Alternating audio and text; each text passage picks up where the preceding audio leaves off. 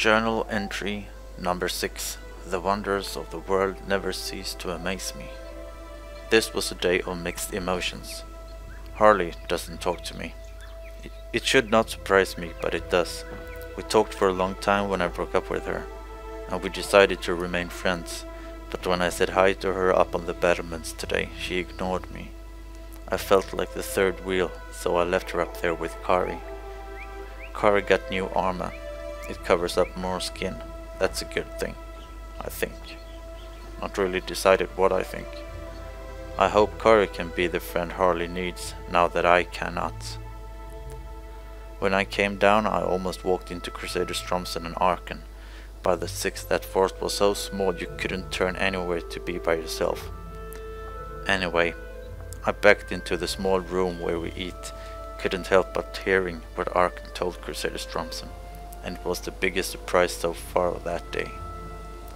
Arken, that earlier accused Harley of taking the treatment of her too personally, now stood up for her in front of Crusader Stromson, saying they treated her unfair and that she was a big asset to the vigil. I couldn't see Crusader Stromson's face when he said this, but I wish I could have. She answered Arken back with the same authority and hard words that she always used, and Arken's permission to speak freely ended very soon thereafter. Crusader Stromson doesn't like to listen to other people's views, but she criticized me for acting like a war master when I was in command and didn't listen to the views of the other recruits. I think I will never fully understand her, but she's pretty. Then we moved out of the fort. We went to pick up our honorary member, the Char. I think we will keep on dragging him all the way to Or itself. Then we headed back into the Char's Black Citadel to take an Azura gate to the land of the Sylvari.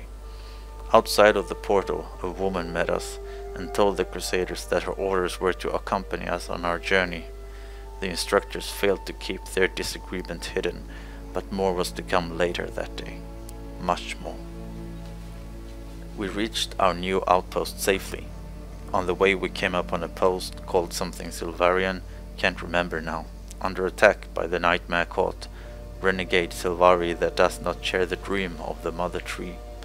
We defeated them easily, but Crusader Stromson wasn't impressed. I wonder what I need to do to impress her. The fort is called Bay Haven, but for me it is Bay Heaven. The land of the Sylvari is a thick jungle, lush and green. I even saw a flower the height of 2 men outside the fort. I will go and have a look at it later. Next to the fort there's a lake. The instructors dismissed us so we could get settled. I put up my tent next to the gate and then went to have a look at the fort. I found Harley, but I didn't approach her. I think she wants to be left alone right now. She seemed to have settled as far away from me as possible in the fort. Then the instructors and this woman started to talk. Apparently, she was sent to our chapter to evaluate the inspector's performance and teaching abilities. The instructors went furious. Crusader Benz had to walk away to prevent herself from harming the woman. Crusader Stromson has by now decimated almost every single training dummy into sawdust, and I can hear her demanding more to be made. Crusader Farshield seems the calmest.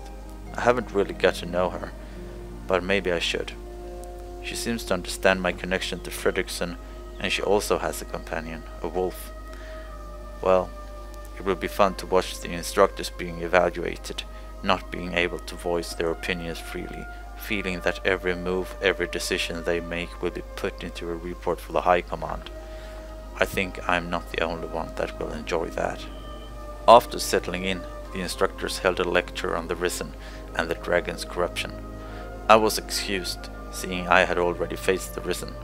But knowledge is power, and the Vigil and the Order has very different ways of battling the minions, and the minions are themselves different, so I stayed and listened. When given the question of what the Risen are, I couldn't help but answering. I tried to answer it with what in Or is common knowledge, not wanting to break my promise to the Order. I know they are watching me still.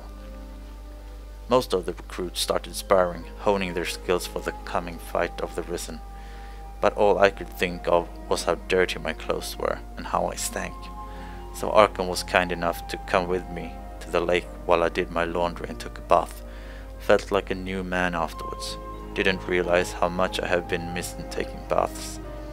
When I came back, the other recruits were just starting to spar, so after putting my clothes and armor in the sun to dry, I went to look at them. Sid sparred with the new recruit Elva, and Rorik sparred with Crusader Benz. I have never seen her use a sword before, and she handles it with skill. So much skill that she cut Rorik so deep in his side that the sword stuck and the spar was over. It was meant to last until first blood. The inspecting woman saw this and couldn't help herself from criticizing Crusader Benz. It was hard to conceal my delight. In the end, the inspector apologized for interfering with the training and said she was only there to observe, but I know that this will make it into the report. Sid apparently disarmed Elva and didn't strike blood. That was honorable of him. I think I would like him in my squad. After the sparring, I tended to my gear, sharpening my weapons and making sure the armor was greased enough with oil to prevent it from rusting and molding in this humid climate. Kari came to talk with me. She had her usual armor on. My eyes didn't know where to go. Her new armor was being dyed the Vigil colors. Too bad, the red suits her. We talked about fighting a lot, and Harley. I feel really bad for what I did to her. Kari recommended me to focus on my training, and I will follow that advice. Maybe in the future Harley will talk to me, and things will be less awkward. I finished the day by folding all my dried up clothes. Tomorrow will be a good day. I can feel it.